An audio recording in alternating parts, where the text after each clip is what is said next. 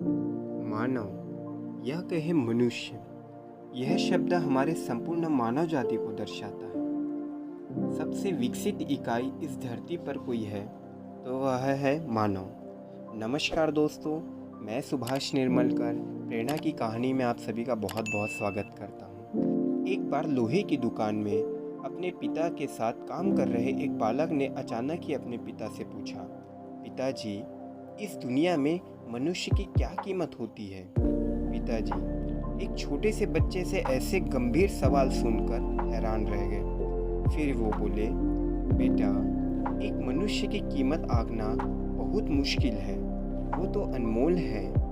फिर बालक ने कहा, क्या सभी उतने ही कीमती और महत्वपूर्ण हैं?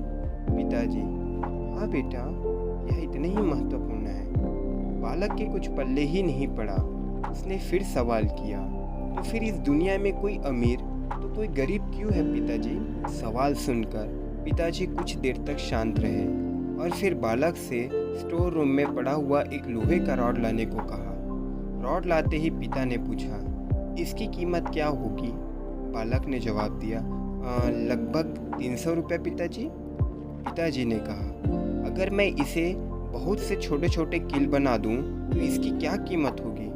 बालक कुछ देर सोचता रहा, फिर कहा, तब तो ये महंगा बिकेगा, लगभग 1000 रुपये पिताजी। पिताजी फिर से कहने लगे, अगर मैं इस लोहे से घड़ी के बहुत सारे स्प्रिंग बना दूं तो?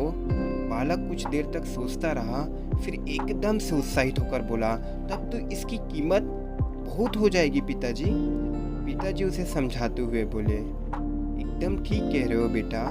ठीक इसी तरह मनुष्य की कीमत इसमें नहीं है कि अभी वो क्या है, बल्कि इसमें है कि वो अपने आप को क्या बना सकता है।